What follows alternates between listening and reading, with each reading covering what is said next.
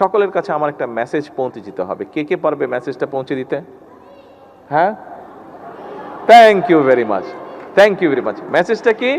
আচ্ছা ঠিক আছে, এখন মেসেজটা শুনতে হবে। Thank you, thank you, thank you. আচ্ছা ঠিক আছে। বিসমিল্লাহির রহমানির রহিম। আজকের এই অনুষ্ঠানের সম্মানিত সভাপতি, অনুষ্ঠানে উপস্থিত সম্মানিত সকল অতিথিবৃন্দ, মেম্বার্স অফ ডিপ্লোম্যাটিক কোর এবং উপস্থিত শিক্ষকবৃন্দ এবং ওই যে উপরে বসে আছে সব ছোট্ট বন্ধুরা, আসসালামু আলাইকুম। এখন ছোট্ট বন্ধুরা, আমাকে একটু কিছু বলতে হবে। তো তার আগে আমি একটু জানতে চাই, এই যে এতক্ষণ একটা 1 ঘন্টার প্রায় আমরা একটা অনুষ্ঠান দেখলাম, তোমাদের বন্ধুরাই পারফর্ম করেছে অনুষ্ঠানগুলা, কেমন লাগলো তোমাদের? অনেক মজা লেগেছে? তোমরা তো করেছো, তোমাদের তো মজা লাগবেই। আর যারা উপরে দেখেছো, তোমাদের কেমন লাগলো? তোমরা কি চাও এরকম আরো অনুষ্ঠান করতে? ভেরি গুড, ঠিক আছে, আমরা ইনশাল্লাহ অ্যারেঞ্জ করবো যাতে আরো বেশি এরকম অনুষ্ঠান করা যায়। সম্মানিত সকল উপস্থিতিবৃন্দ এবং শিক্ষকবৃন্দ, আজকে এখানে শিক্ষকবৃন্দই বেশি আছেন খুব সম্ভবত, আমি যতটুকু ধারণা করতে পারছি। সারা বাংলাদেশে বিভিন্ন প্রাইমারি স্কুলে শিক্ষকবৃন্দ আছেন। আজকে আমার কাছে মনে হয়েছে যে হ্যাঁ, অনুষ্ঠানটি, এই যে অনুষ্ঠান স্থলটি, এটার নাম হয়তো চীন মৈত্রী সেন্টার, বাট আমার কাছে মনে হয়েছে এটার ভেতরে আসার পরে এবং এসেই যখন প্রথমে বৃক্ষরোপণ করলাম, সাথে সামনে একটা মনিটর ছিল, সেই মনিটরে অনেকগুলো স্কুল পার্টিসিপেট করছিল বিভিন্ন উপজেলা থেকে, বিভিন্ন জায়গা থেকে, এবং যতটুকু জানতে পেরেছি প্রায় 2 লক্ষ বৃক্ষ আজকে এখানে রোপণ করেছে সারা বাংলাদেশে, প্রায় 2 লক্ষ। এটা যেমন একটি বিষয়। তারপরে আসলাম প্রায় সবগুলো জেলা থেকে, প্রায় 64টি জেলার সবগুলো জেলা থেকে এক একটি করে স্টল ছিল, এবং সেই স্টলগুলোতে দেখলাম আমাদের বন্ধুরা, ছোট ছোট বন্ধুরা প্রাইমারি স্কুলের এবং সাথে টিচাররা কি সুন্দরভাবে স্টলটি সাজিয়েছেন, কে কিভাবে কার স্কুলে কি করছেন, তারা তাদের স্কুলটা কিভাবে চালাচ্ছে, কি কি উদ্যোগ নিয়েছে, কি কি কাজ করছে, সব কিছু খুব সুন্দরভাবে বিভিন্ন জায়গায় ফুটিয়ে তুলেছে। তারা বিভিন্ন জিনিস তৈরি করছে, বাচ্চারা সেগুলো তারা ফুটিয়ে তুলেছে। তারপরে এখানে আসলাম, এখানে বিভিন্ন রকম আমরা গান শুনলাম, আমাদের ছোট বন্ধুদের কবিতা আবৃত্তি শুনলাম, নাচ দেখলাম, বিভিন্ন রকম ডিবেট দেখলাম, আমরা বিভিন্ন রকম পারফরমেন্স দেখলাম। পুরো জিনিসটা আমার কাছে মনে হয়েছে একটি কারখানার ভিতরে আমি ঢুকেছি, যেই কারখানাতে তৈরি হয় বাংলাদেশের কারিগর। আগামী দিনের বাংলাদেশ যারা গড়বে, আগামী দিনের বাংলাদেশ যারা তৈরি করবে, সেই কারিগর তৈরির কারখানাতে মনে হয় আমি আজকে এসে দেখলাম। আজকে এটাই হচ্ছে আমার সবচেয়ে বড় পাওয়া। আমরা যারা এতদিন বিভিন্নভাবে চেষ্টা করেছি আমাদের দেশকে গড়তে, আজকে এর মধ্যে আরও কয়েকটি অনুষ্ঠান আমি দেখেছি। কিছুদিন আগে 20শে জুন খুব সম্ভবত আর্মি স্টেডিয়ামে, তোমরা যারা আছো প্রাথমিক বিদ্যালয় থেকে এসছো, তোমাদের অন্য বন্ধুরা প্রায় 22 লক্ষ বন্ধুরা এখানে, বিভিন্ন টিচার আছেন প্রাথমিক বিদ্যালয়ে, আপনারাও নিশ্চয়ই ওয়াকিফল আছেন, এই ব্যাপারটা জানেন যে বাচ্চারা খেলাধুলায় অংশ, ফুটবল ম্যাচ ছিল এবং প্রায় সারা বাংলাদেশে 22 লক্ষ বাচ্চারা খেলেছে। সেই অনুষ্ঠানে আমি ছিলাম, মানে যখন ফাইনালটা হয়েছে আর্মি স্টেডিয়ামে। এর বাইরে এই চীন মৈত্রী এখানে হলেই কিছুদিন আগে ইনোভেশন একটা প্রোগ্রাম হয়েছে, সায়েন্স ফেয়ার টাইপের, সেখানেও হাজার হাজার বাচ্চারা সারা বাংলাদেশ থেকে পার্টিসিপেট করেছিল। আর আজকে সব কিছু মিলিয়ে মনে হচ্ছে সত্যিই একটু হয়তো আমাদের বেগ পেতে হচ্ছে, কিন্তু ইনশাল্লাহ আমরা বাংলাদেশকে একটা সুন্দর দেশ গড়তে যেই কারিগরদের লাগে, সেই কারিগরদেরকে আমরা গড়ে তুলছি আস্তে আস্তে। সম্মানিত উপস্থিতিবৃন্দ, শিক্ষকবৃন্দ এবং আমার বন্ধুরা, তোমাদের সাথে, আপনাদের সকলের সাথে আমি আমার 2-1টি বিষয় একটু আলোচনা করতে চাই। নিশ্চয়ই আপনারা কম বেশি সকলে অবগত আছেন যে আমরা সরকার গঠনের আগে আমরা বলেছিলাম শিক্ষা ব্যবস্থাটাকে আমরা কিভাবে গড়ে তুলতে চাই। আমরা বলেছিলাম শিক্ষা ব্যবস্থাটাকে, বিশেষ করে প্রাইমারি শিক্ষাটা, সকল সময় আমি বলেছি প্রাইমারি বিদ্যালয় শিক্ষক এবং প্রাইমারি বিদ্যালয়ের শিক্ষার্থী, এই তিনটা অসম্ভব ইম্পর্ট্যান্ট একটি বিষয় দেশকে গড়ে তোলার জন্য। যেমন শিক্ষকদের পাশে এসে আমাদেরকে দাঁড়াতে হবে। আমরা জানি শিক্ষকদের কিছু সমস্যা আছে তাদের, সেটি আমরা চেষ্টা করছি সেই সমস্যাগুলোকে অ্যাড্রেস করতে। একই সাথে আমরা যদি আজকে প্রাইমারি স্কুলের শিক্ষকদেরকে যদি আমরা সঠিক ট্রেনিংয়ের মাধ্যমে সঠিকভাবে গড়ে তুলতে পারি, তাদেরকে সঠিক ট্রেনিং দিতে পারি, তারা তাদের সেই ট্রেনিংটা, সেই শিক্ষাটা তারা শিক্ষার্থীদের কাছে পৌঁছে দিবেন, যার ফলে শিক্ষার্থীরা অর্থাৎ প্রাইমারি স্কুল থেকে একটা শক্ত বুনিয়াদ গড়ে উঠবে ভালো কিছুর। এবং সেই জন্যই আমরা চাইছি সেখানে লার্নিং উইথ হ্যাপিনেস এই বিষয়টিকে ওখানে ইনক্লুড করার জন্য। যা আমি আজকে স্টলগুলো, প্রত্যেকটা স্টলে হয়তো এক পিঞ্চ করে আমি ছিলাম, কিন্তু প্রত্যেকটা স্টলে আমি চেষ্টা করেছি বাচ্চাদের কথা শোনার জন্য, শিক্ষকদের বক্তব্য শোনার জন্য। আমি সেখানে দেখেছি যে এরই ভিতরে শিক্ষকরা বাচ্চাদেরকে নিয়ে অলমোস্ট সবগুলো স্টলে আমি দেখেছি, যতগুলো স্কুল আছে সবগুলো স্কুলে দেখেছি লার্নিং উইথ হ্যাপিনেস এই বিষয়টিকে মোটামুটিভাবে ওনারা ইন্ট্রোডিউস করে ফেলেছেন এর ভিতরে।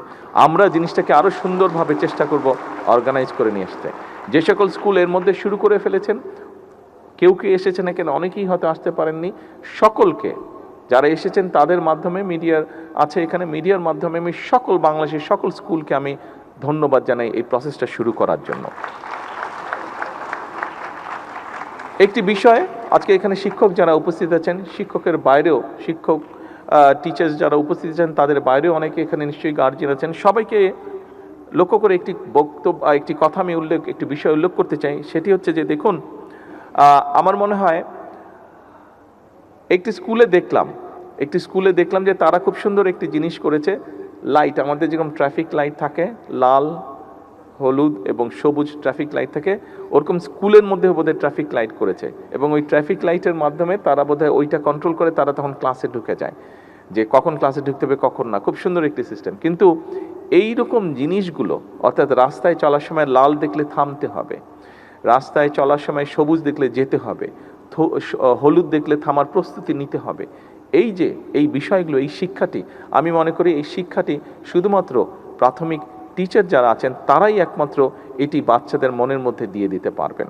অর্থাৎ আমি যেই জিনিসটি বলতে চাচ্ছি এই উদাহরণটি দিয়ে, যে আমরা যদি আমাদের ভবিষ্যৎকে সুন্দরভাবে গড়ে তুলতে চাই, তাহলে আমাদের যেগুলো ভ্যালুজ আছে, আমরা অনেক সময় খুব দুঃখজনক কিছু বিষয় দেখি বিভিন্ন জায়গায়, কিন্তু আমরা সকলে মিলে যদি সচেষ্ট হই, বিশেষ করে প্রাইমারি স্কুলের শিক্ষক যারা আছেন, আমরা যদি তাদের সহযোগিতা পাই, তারা যদি আমাদেরকে সহযোগিতা করেন, নিশ্চয়ই তারা সহযোগিতা করবেন, তারা যদি এগিয়ে আসেন, তাহলে এই বাচ্চাদের মনে আমরা ভ্যালুস বা এথিক্স যেগুলো আছে সেগুলো আমরা তাদের মনের মধ্যে দিতে পারি, তাদেরকে সেই শিক্ষা, সেই জ্ঞানটি আমরা দিতে পারি। এবং আমি মনে করি ব্যক্তিগতভাবে একটি জাতির জীবনে যদি এথিক্স এবং ভ্যালুস শিক্ষা থাকে, তাহলেই আমরা একটি শক্তিশালী, সুন্দর, ডিসিপ্লিন একটি জাতি হিসাবে আমরা গড়ে তুলতে পারবো ধীরে ধীরে নিজেদেরকে। আমরা আগামী দিনে সিলেবাসগুলোর মধ্যে আমাদের বিভিন্ন সামাজিক বলেন, ধর্মীয় বলেন, যে এথিক্স বা ভ্যালুসগুলো আছে, পারিবারিক ভ্যালুস বলেন, সামাজিক ভ্যালুস বলেন, ধর্মীয় ভ্যালুস বলেন, এইগুলোকে আমরা ইনক্লুড করতে চাই। আজকে যে সকল প্রাইমারি স্কুলের শিক্ষক উপস্থিত আছেন, আপনাদেরকে এবং আপনাদের মাধ্যমে বাংলাদেশের সকল প্রাইমারি স্কুলের শিক্ষকদের কাছে আমি সহযোগিতা চাইব, যে আসুন আমরা আমাদের বাচ্চাদের মনগুলোতে, সরল মনগুলোর ভিতরে আমরা এই ভ্যালুসগুলো, পারিবারিক, সামাজিক যে ভ্যালুসগুলো আছে আমাদের, এই ভ্যালুসগুলোকে আমরা তাদের মনের মধ্যে আস্তে আস্তে দেই। আমি আরেকটি জিনিস মনে করি, যে শুধু বাচ্চাদেরকে পড়ালেই হবে না, শুধু ক্লাসরুমে আসবে, ক্লাসরুমে পড়বে, আবার বাসায় চলে যাবে। আমি মনে করি তাদেরকে আমাদের কালচার, এই যে আমরা এখানে এত সুন্দর কালচারাল শো দেখলাম, আমরা শুধু এই কয়েকজনের মধ্যে না রাখি সীমাবদ্ধ, আমরা সরকার থেকে উদ্যোগ নেওয়ার চেষ্টা করছি। আমরা যদি শিক্ষকদের সহযোগিতা পাই, নিশ্চয়ই আমরা সেটি সকল বাচ্চার কাছে পৌঁছে দিতে পারবো। কারণ একটি জাতি শুধু যদি শিক্ষা থাকে, তাহলে কিন্তু আমার মনে হয় না জাতি হিসাবে তারা শক্ত বুনিয়াদের উপরে গড়ে উঠতে পারবে। শিক্ষার সাথে সাথে যদি কালচার না থাকে, একটি জাতির নিজস্ব, যা শত হাজার বছর ধরে গড়ে উঠে, কালচার বা ঐতিহ্য গড়ে ওঠে, এই বিষয়গুলো আমাদের বাচ্চাদেরকে জানাতে হবে, এই বিষয়গুলো তাদেরকে আমাদের ভিতরে দিতে হবে। অবশ্যই খেলাধুলাটা অবশ্যই থাকতে হবে।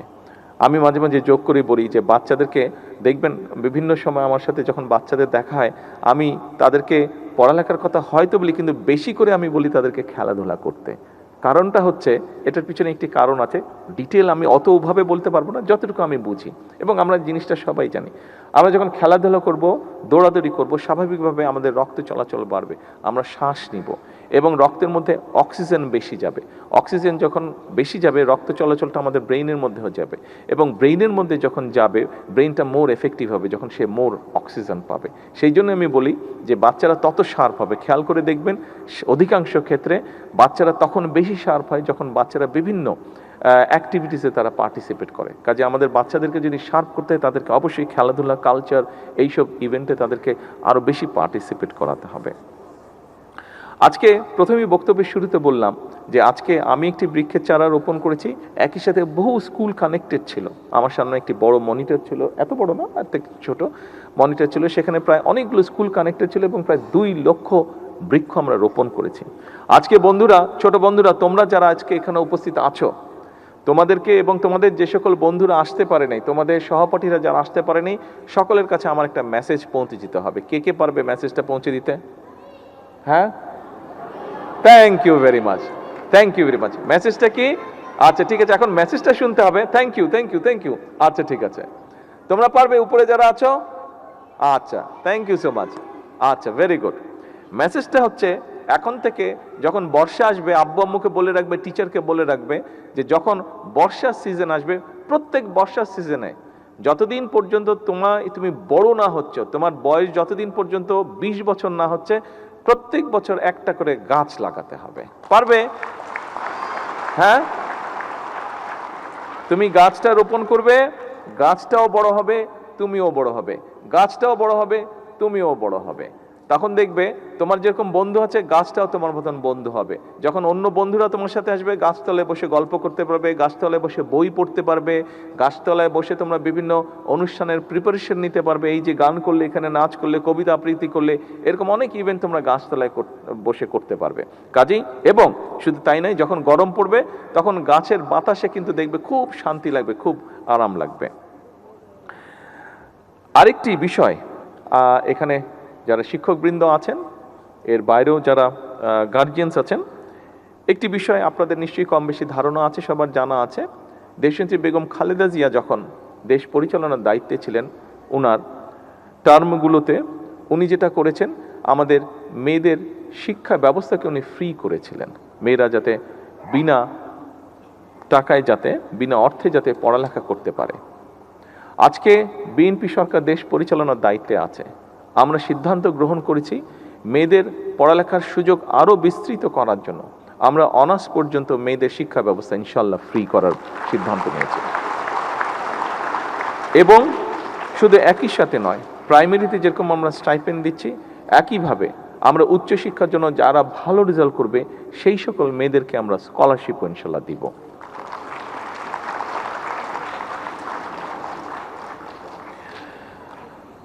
আমরা আরেকটি সিদ্ধান্ত নিয়েছি, ছোট বন্ধুরা, তোমরা যারা এখানে আছো, তোমাদের অনেক বন্ধু আছে, যেমন আমি একটা 2-3টা স্টলে আমি একটা জিনিস দেখেছি যে তোমাদের স্কুলগুলোতে তোমরা একটা কর্নার করেছো, যেই কর্নারে তোমরা একটা ব্যাংকের মতন রেখেছো, যে যতটুকু পারো তোমরা সেখানে কন্ট্রিবিউট করো এবং তারপরে 3 মাস পর পর মনে হয় তোমরা সেটা ওপেন করো। তোমাদের যে সকল বন্ধুরা নতুন কাপড় কিনতে পায় না, তারা সেখান থেকে নিয়ে সেটা কাপড় কিনে, তাই না? তোমরা কে কে জানি করেছো না এরকম? কোনো স্কুলে আমি দেখেছি এরকম। ওটাকে কি জানি একটা নাম দিয়েছে ওরা, ভালো কাজের, হ্যাঁ রাইট, ভালো কাজের বক্স, এরকম একটা নাম দিয়েছো। তো আমরাও তোমাদের সেই সকল বন্ধুরা যারা, সবাই তো আর অনেক সময় নতুন কাপড় কিনতে পারে না, নতুন স্কুল ড্রেস কিনতে পারে না, আমরা সেই জন্য সিদ্ধান্ত নিয়েছি, শিক্ষকবৃন্দ এবং উপস্থিত সকল সুধীবৃন্দ, আমরা সিদ্ধান্ত নিয়েছি সরকার থেকে যে আমরা পর্যায়ক্রমিকভাবে বাংলাদেশের প্রাইমারি স্কুলের ক্লাস 1 থেকে ক্লাস 5 পর্যন্ত সকল বাচ্চাকে আমরা নতুন স্কুল ড্রেস দেবো ইনশাআল্লাহ। আমরা এর মধ্যে দেখেছি মিড ডে যে মিলটি আছে প্রোগ্রামের, আমরা দেখেছি এর মধ্যে আমরা কাজ করছি বিভিন্ন কারণেই, আবহাওয়াগত কারণে, বিভিন্ন কারণে এটার কোয়ালিটিটা মেনটেন করা সম্ভব হয় না, হয়ে ওঠে না। আমরা এটার উপরে কাজ করছি, আমরা আশা করছি দ্রুতই এ ব্যাপারে আমরা একটা সমাধান বের করতে পারবো এবং বাচ্চারা যাতে ভালো খাবার খেতে পারে, যেটা তাদের জন্য পুষ্টিকর হিসাবে কাজ করবে, যেটাতে তারা এনার্জি পাবে, যেটাতে তারা শার্প হবে তাদের মেমোরি, সেগুলোতে আমরা কাজ করছি। শিক্ষকবৃন্দ, আপনাদের জন্য একটি বিষয় আছে।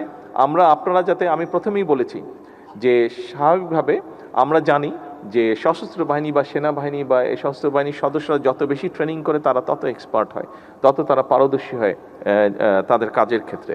ঠিক সেক্ষেত্রে সেভাবে আমরা মনে করি আপনাদের ট্রেনিংটা যত ভালো হবে, আপনারা তত আন্তরিকতার সাথে এবং তত ভালোভাবে আপনারা আমাদের শিক্ষার্থীদেরকে শিক্ষা দেওয়ার সুযোগ পাবেন বা আপনাদের জন্য সুবিধা হবে। সেজন্য আমরা আপনাদের ট্রেনিং আরও কীভাবে বেটার করা যায়, কীভাবে আরও বেটার ট্রেনিং দেওয়া যায়, সেটির ব্যাপারেও আমরা পরিকল্পনা গ্রহণ করছি। আমি আশা করি ইনশাল্লাহ অতি শীঘ্র আমরা এই কাজটি শুরু করতে পারব। এবার আমি আমার একটি চিন্তা আপনাদের সকলের সাথে, ছোট বন্ধুরা মন দিয়ে শুনবে, একটা কথা কিন্তু বলবো আমি এবার। শিক্ষকবৃন্দ আছেন এখানে, সকল উপস্থিতিবৃন্দ আছেন, আপনারা যারা শুনতে পাচ্ছেন আমার কথা বা দেখছেন, আমি আমার একটি চিন্তা আপনাদের সাথে শেয়ার করতে চাই। দেখুন, আমরা আজকে এখানে অনুষ্ঠানের শুরুতে সারা বাংলাদেশে প্রায় 2 লক্ষের মতন গাছের চারা রোপণ করেছি। এটি প্রকৃতিতে প্রকৃতি যাতে সুন্দর থাকে, ভালো থাকে, তার জন্য আমরা এই কাজটি করেছি। আমাদের এমনি সরকারের পরিকল্পনা আছে যে আগামী 5 বছর ইনশাল্লাহ সারা দেশে আমরা 25 কোটি বৃক্ষ রোপণ করব। কেন রোপণ করা প্রয়োজন, বৃক্ষের সংখ্যা বাড়ানো কেন প্রয়োজন, এটি কম বেশি আপনাদের ধারণা আছে, আমি সেই ডিটেল বিষয়টিতে যাচ্ছি না আলোচনায়।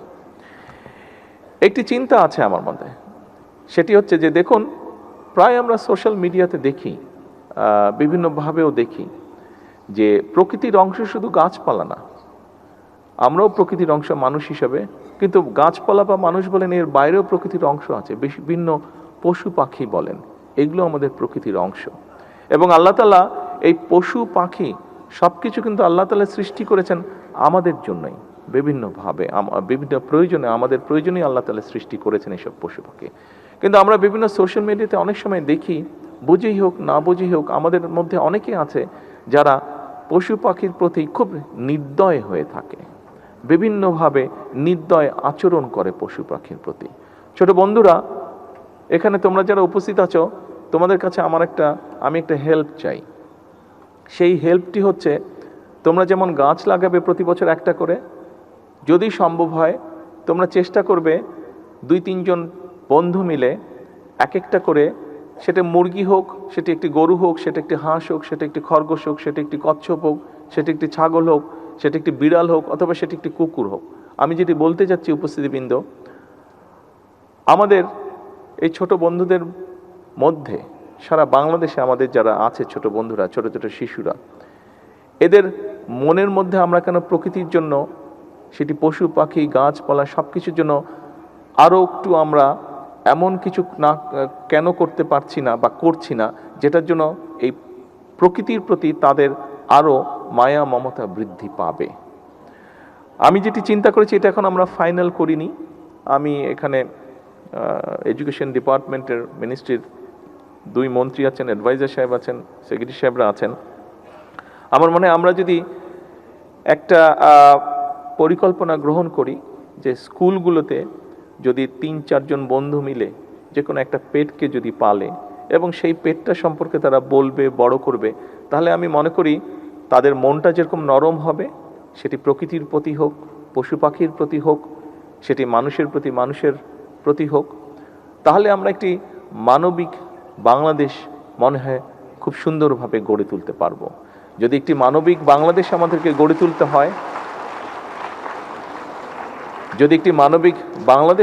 গড়ে তুলতে হয়, তাহলে অবশ্যই আমাদের এই যে ছোট কোমলমতি শিশুগুলো আছে, তাদেরকে আমাদের মানবিক মানুষ হিসাবে গড়ে তুলতে হবে।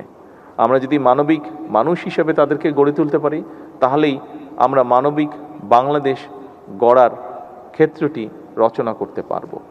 আসুন, আজকের এই অনুষ্ঠানে, আজকের এই প্রাথমিক শিক্ষা পদক এই অনুষ্ঠানে শিক্ষকবৃন্দের কাছে আমার অনুরোধ থাকবে, আসুন আমাদেরকে সহযোগিতা করুন, আমাদেরকে দয়া করে সাহায্য করুন একটি মানবিক বাংলাদেশ গড়ে তুলতে। এই মানবিক বাংলাদেশ গড়ে তোলার জন্য এই মানবিক বাংলাদেশ গড়ে তোলার জন্য যেই সৈনিকদের দরকার, সেই সৈনিকরা কিন্তু আপনাদের কাছে আছে, আপনাদের সামনে আছে। সেই সৈনিকদেরকে আপনারাই নিয়ন্ত্রণ করেন, সেই সৈনিকদেরকে আপনারাই গড়ে তোলার কারিগর। আজকে সেই কারিগরদেরকে যাতে আমরা মানবিক কারিগর হিসেবে গড়ে তুলতে পারি, সেই প্রত্যাশা, সেই সহযোগিতা, সেই সাহায্য চেয়ে শিক্ষকদের কাছে, সেই সাহায্য চেয়ে আমি আমার বক্তব্য শেষ করছি। আল্লাহ হাফেজ। বাংলাদেশ জিন্দাবাদ।